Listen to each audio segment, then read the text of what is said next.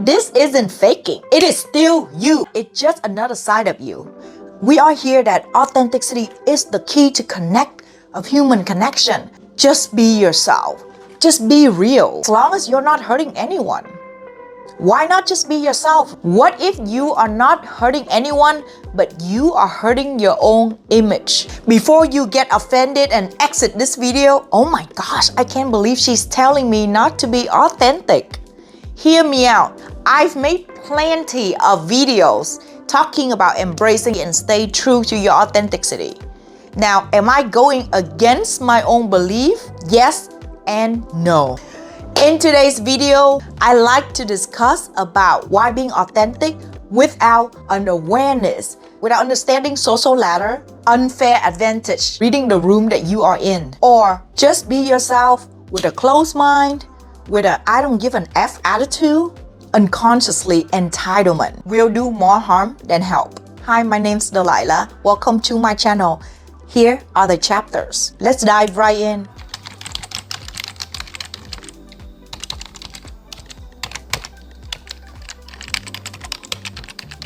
Let's talk about why just be yourself don't work.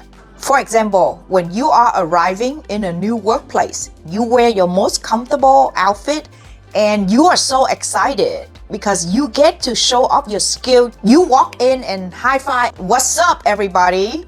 Just trying to spread out a good vibe. In the middle of the meeting, you feel the need to speak up for your opinion, so strong that you cannot help it. But hello? Pay attention to me, I need to talk. And then your passion is so strong that you accidentally knock the coffee next to you over. You stare at the person next to you, your co-worker, trying to make a joke that usually would make all your close friends crack up. Damn, the coffee is still alive, could you believe it? But you just get the silent and side-eye instead. You still didn't get the hint. You continue on trying to ease out the moment by saying, the universe is really testing me today. But you know what? I am a badass and it's not gonna knock me down. I need a drink after this. Who's down? Nobody say a thing. Everyone at work keep a distance from you. You're so confused. What am I doing wrong? I'm just being authentic. You got fired a couple days after that. What is wrong with people nowadays? They are just so fake and narcissists. How can they judge you for being so real and just being yourself? Now, you might start thinking, well, that was a little too much. Obviously, people will find that annoying. I am not that bad. Let me ask you this. What is your definition and the line between bad or not that bad? Are you the one who get to decide in this situation, or it's all about their perception of you and your social ladder place? This is when I'm asking you to be realistic. Now, with the exact same situation, but let's talk about if you are the boss nephew, you graduate from Harvard, and people have been talking about you, mentioning your name before you even enter the company. What do you think will happen? The situation would change. You might get the biggest smiling welcoming, doesn't matter how you dress, and during the meeting, you can say whatever you like. When you spill coffee, people will just rush to help you. Somebody absolutely will join you for the happy hour after work.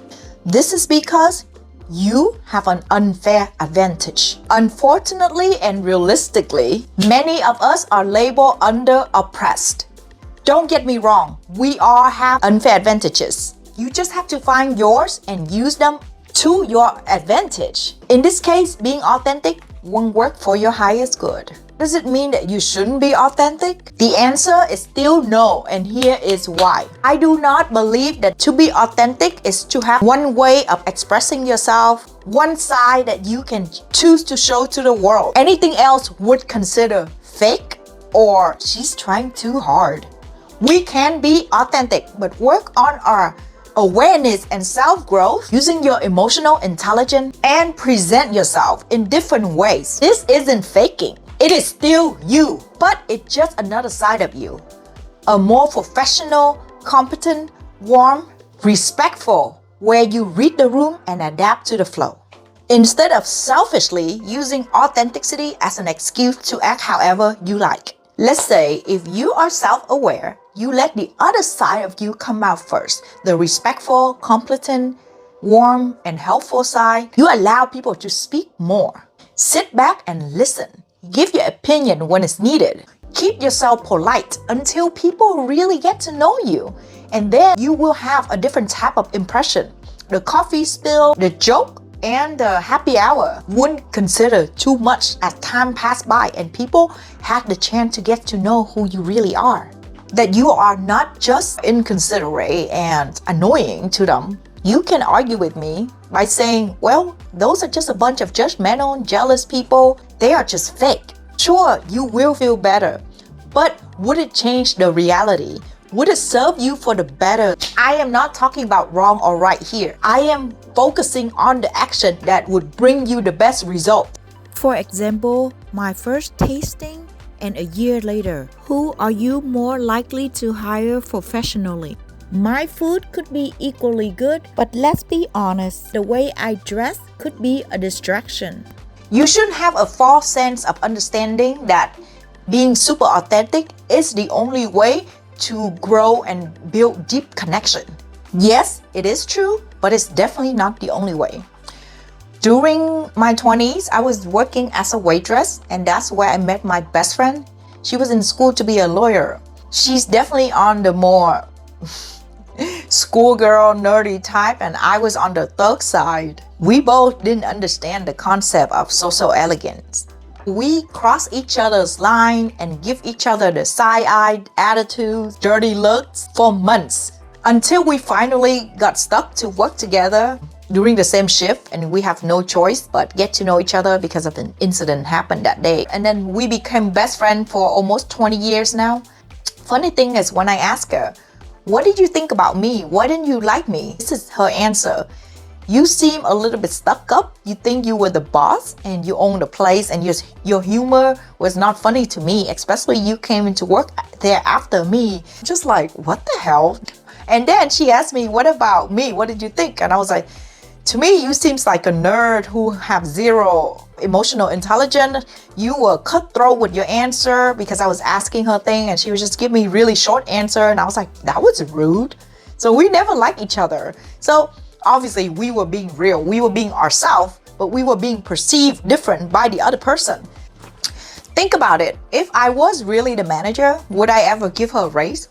Would I find flaws and let her go because I felt like she was not respectful toward me?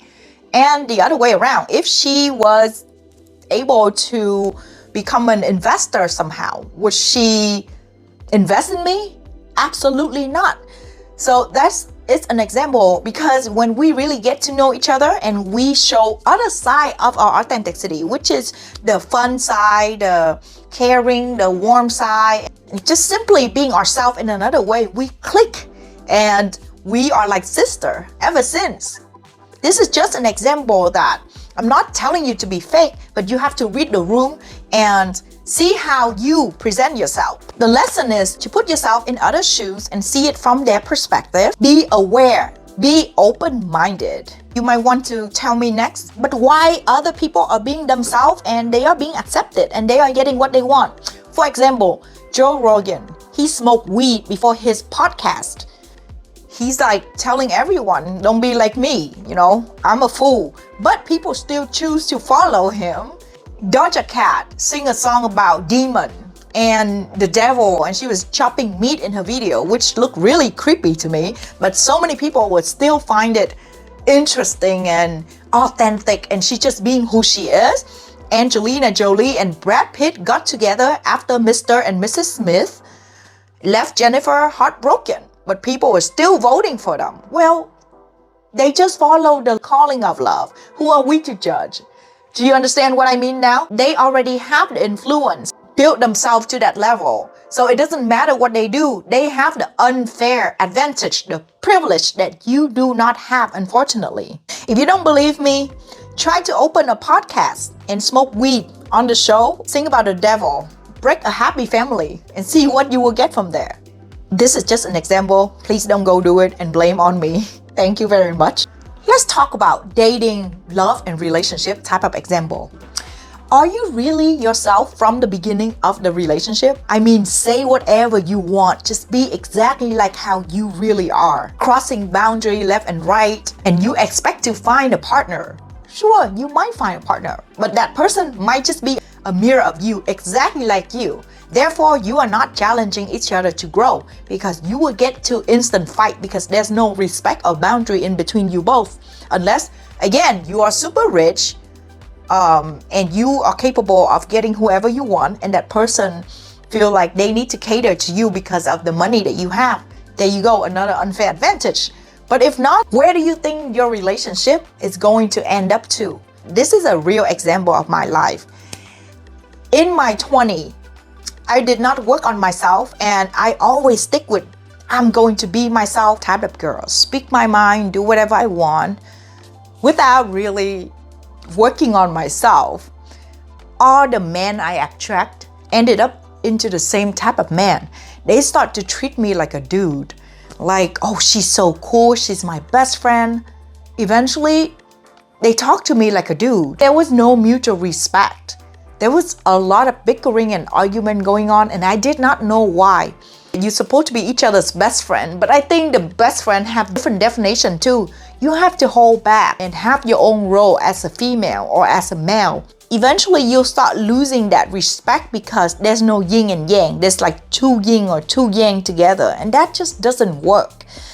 We have to step back and blend our masculine and feminine energy together. And that's how relationship can form into healthy relationship. You can argue with me, but do not argue with science. Women are from Venus and men are from Mars.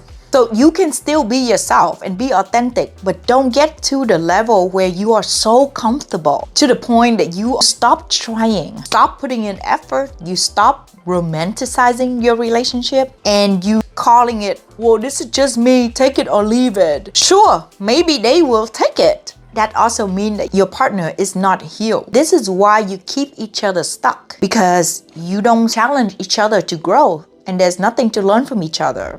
And there go the death of growth. Until I understand these concepts that I wish I knew sooner, I get into my female role, I talk, express myself differently, I'm still being authentic. It's just another side of me that I worked on to get there. And this is when me and my partner are really working out, because we start to take the different roles in the relationship. That leads us to the next one. Do not use authenticity as an excuse and refuse to change and adapt to become a better version of you.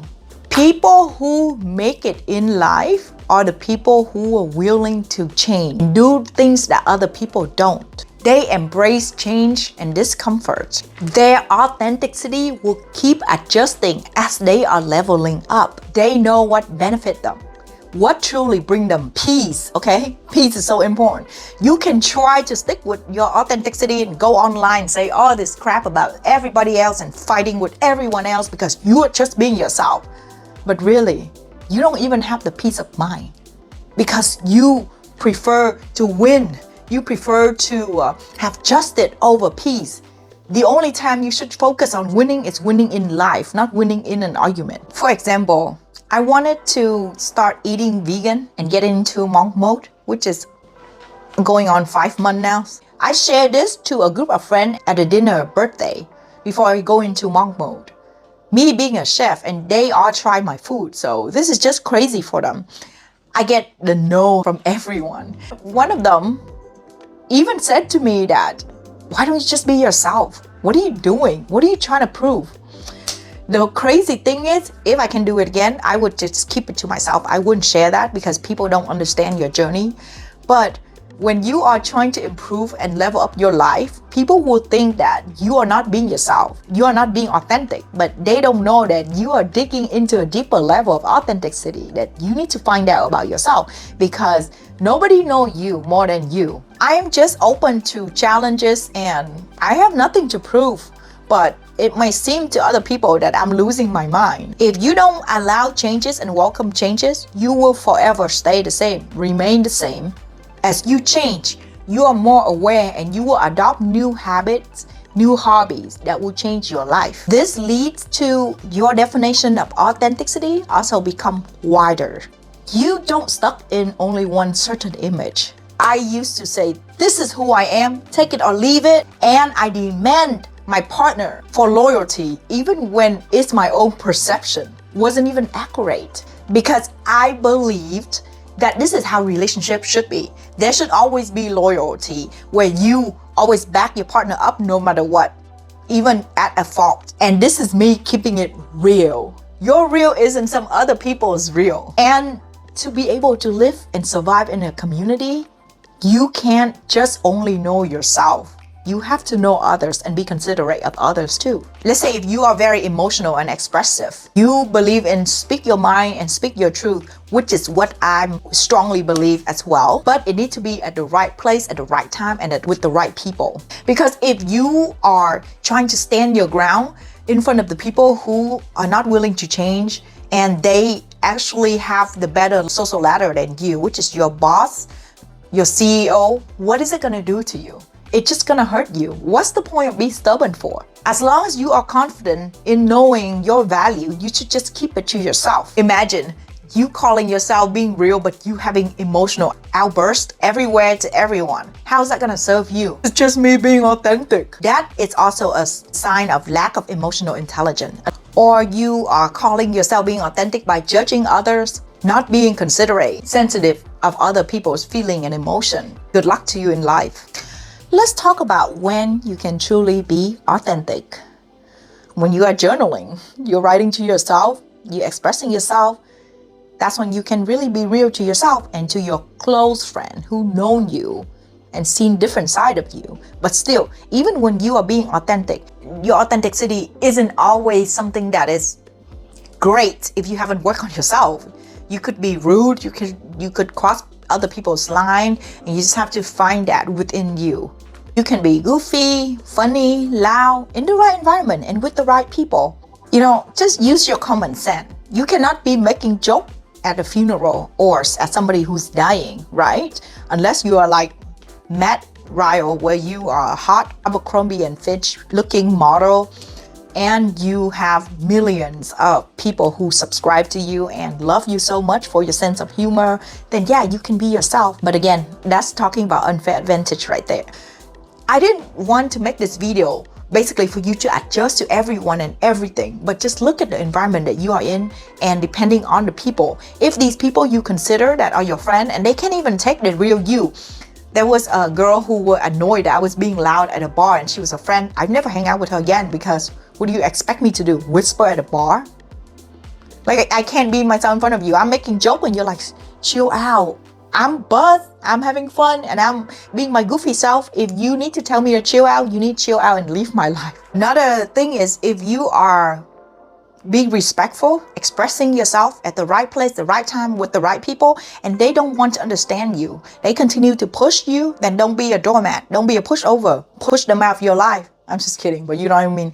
Either draw a boundary, cut them off, and have them grow on their own time. Maybe you will reconnect in the future. If not, that's okay. Not everyone is meant to walk with you together for the rest of your life. It takes me so much to recognize that, but the more that I do, the happier that I am.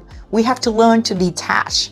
Nothing is forever. At the end of the day, it's about balancing and not losing yourself in any type of relationship. Allow your uniqueness to shine through, because it is your unfair advantage, and use it to embrace your authenticity while not using authenticity as an excuse. And I have a few more examples for you. I love Mel Robbins. I just recently signed up for her class, and I love her rawness and authenticity, because in the video sometimes she would cuss when she's really in the flow. Like, come on, if you are a motivational speaker and sometimes you're in such a mood and you're like, get your shit together, what are you gonna say? Get your together? And she would beep it out because she wants to respect others. But even if she doesn't, I don't care. I love her for who she is. Now, if she's just starting, do you think she would do that on camera? Maybe she would, but she would limit down her audience. That's just the harsh truth, okay?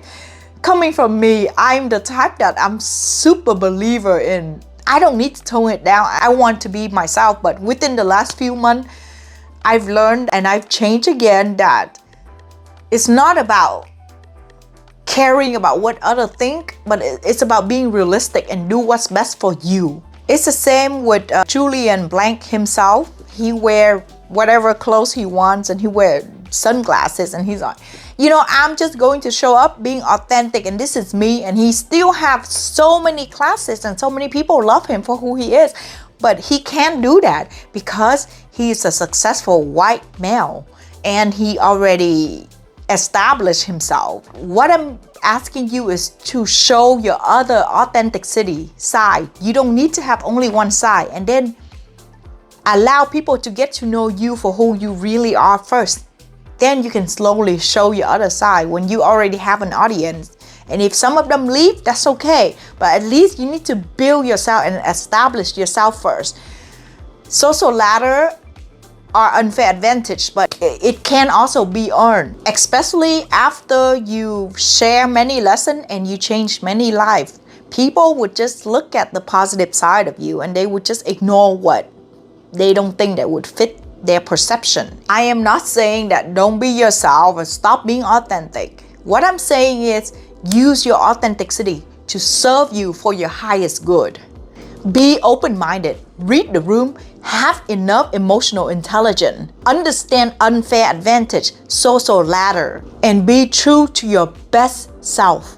I hope this video helped you find the right balance between being in your authenticity, yet having it embrace your life instead of ruining your life or hurting your image. Please subscribe. Let me know what you think in the comment section. I know a lot of people are going to go against this, but this is from my own lesson and I've been authentic all my life and I'm always stand strong with that. But right now I have to be more open-minded and adopt different type of thinking. Sending you so much love and encouragement to level up in this life journey. Love you guys. See you in the next video. Bye bye. Oh, watch this one next. You'll love this too.